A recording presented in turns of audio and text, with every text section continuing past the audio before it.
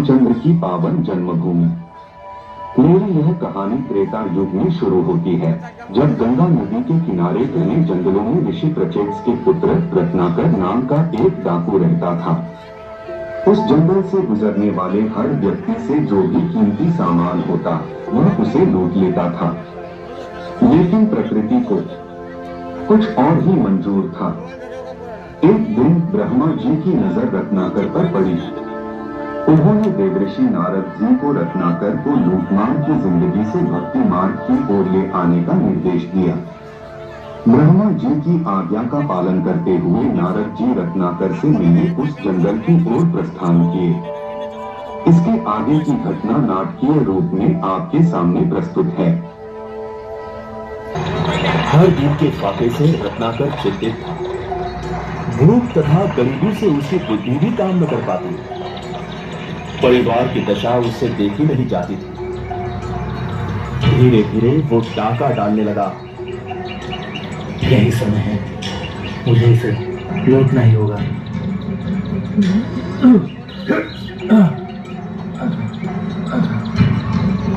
वो राह चलते लोगों को रास्ते में रोकने लगा और उनको डराकर उन्हें लूटने लगा। तुम्हारे पास जो कुछ भी है मुझे दे दो। मुझे मत मारो, कृपा करके छोड़ दो मुझे। मुझे मत मारो, कृपा करके छोड़। चल, जान बचाना चाहता है तो यहाँ से भाग जा। भाग भाग बोलता ना।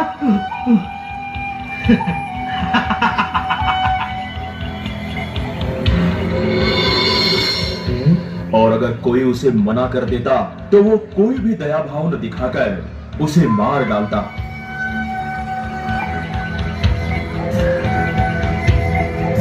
पर एक दिन उसे मिल गए नारद मुनि। नारायण नारायण नारायण नारायण।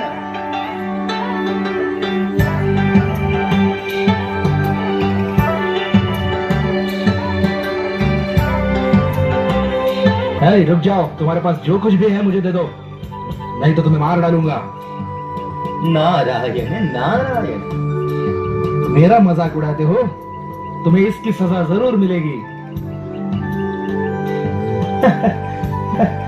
मेरे मित्र, मेरे पास ये वीणा, ये करताल और मैंने धारण की हुई इन फूलों की माला के सिवा और कुछ भी नहीं है। क्या इसलिए तुम मुझे मारना चाहते हो? तुम झूठ बोल रहे हो। नारद का कहा सुनकर वो लज्जित हो गया और उसने अपने हथियार डाल दिए। मित्र, चोरी करना ये पाप है, किसी को मारना ये भी पाप ही है। तुम ये बुरे कर्म क्यों करते हो? तुम्हें इससे क्या आनंद मिलता है? और मुझे सिर्फ शिकार करना और चोरी करना इतना ही आता है। मुनिवर, मैं और क्या कर सकता हूँ? मेरा परिवार बहुत बड़ा है। मेरे माता पिता, पत्नी, बच्चे मेरे साथ रहते हैं। उनकी हर जरूरत को पूरा करना मेरा कर्तव्य है। क्या वो तुम्हें औरों को मारकर भोजन लाने के लिए कहते हैं? नहीं मुनिवर, पर हर सुख दुख में वो मेरा साथ देते हैं। नारायण नारायण। मित्र, क्या तुम्हारे परिवार का कोई भी व्यक्ति तुम्हारे पापों का भागीदार बनेगा? हाँ, क्यों नहीं। अगर मैंने लाई हुई हर चीज उन्हें चलती है तो वे मेरा पाप भी बांट लेंगे। अच्छा, फिर तो वो तुम्हारी शिक्षा में भी हिस्सेदार होने चाहिए। जाओ और जरा जाकर पूछ लाओ और मुझे बताओ। नारायण नारायण। अगर तुम्हें मुझ पर विश्वास नहीं तो तुम मुझे इस वृक्ष से बांध कर जा सकते हो।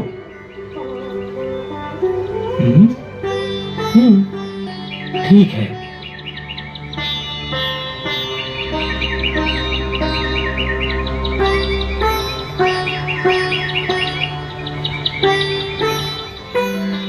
पिताजी, आपसे कुछ पूछूं? पूछो बेटा, क्या पूछना चाहते हो तुम? मैं आपकी हर जरूरत पूरी करने के लिए लोगों को लूटता हूँ। मुझे लगता है ये पाप है। क्या आप इस पाप में मेरे हिस्सेदार हो? पापी इंसान, ऐसा पाप करते हो और हमें उसमें हिस्सेदार बनाना चाहते हो? तुमने किए हुए पापों का फल तुम्हें ही भुगतना होगा। चले जाओ यहां से, मैं कहता हूं चले जाओ यहां से। पर मैं ये सारे पाप आप ही के लिए तो करता हूँ, इसलिए आपको आपका हिस्सा बांट लेना होगा। तुम क्या कहती हो माते? तुम तो हाँ कहो, कहोगी ना? मैंने सब सुन लिया है। चोरी करके लोगों को लूटकर आप हमारी जरूरतें पूरी करते हो, किंतु पति तथा बच्चों के पिता होने के कारण आपका ये कर्तव्य है। फिर हम उस पाप में हिस्सेदार कैसे हुए?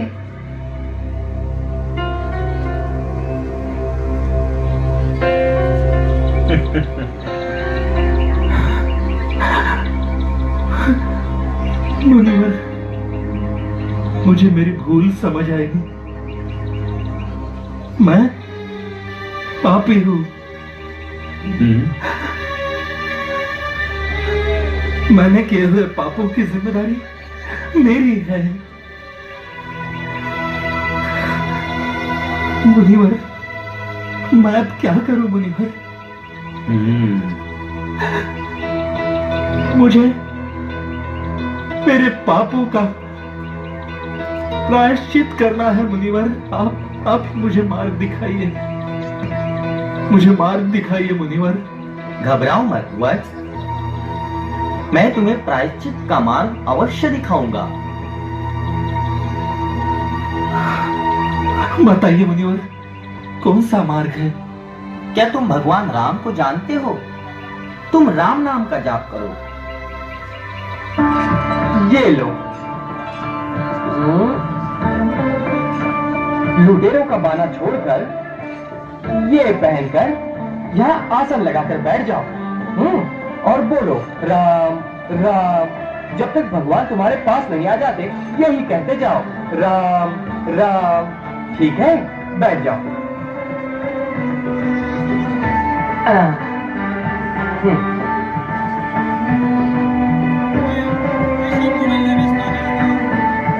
अब बोलो राम राम राम राम राम राम राम रा मारा मारा मारा मारा मरा मरा नहीं, राम राम राम।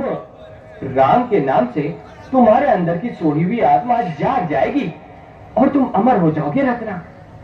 बोलो राम राम राम राम राम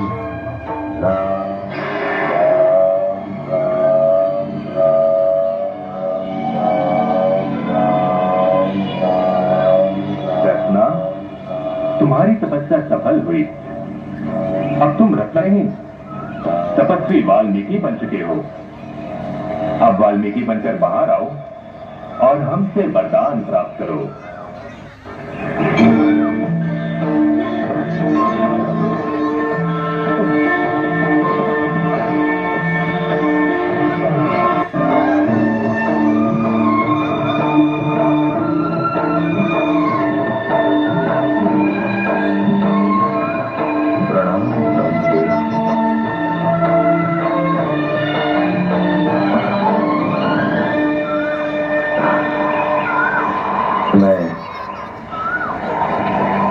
मैं रत्ना नहीं, तपस्वी वाल्मीकि हूँ।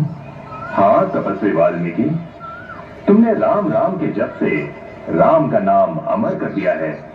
तुम्हारी सोई आत्मा जाग उठी है और उसके साथ ही तुम्हारी दिव्य दृष्टि खुल गई है। दिव्य दृष्टि? हाँ, इस दिव्य दृष्टि से तुम भगवान विष्णु के अवतार श्री राम के जीवन की सारी घटनाएं प्रत्यक्ष देख सकोगे और राम कथा स्वयं लिखोगे। मैं राम कथा लिखूंगा, परंतु लिखना मुझे नहीं आता ब्रह्मदेव। इस तपस्या के साथ ही तुम सब कुछ सीख चुके हो वाल्मीकि, जो तुम्हें सीखना चाहिए। जैसे ही तुम लिखने उठाओगे, देवी सरस्वती तुम्हारी महान आत्मा में राम कथा का संचार करेंगी।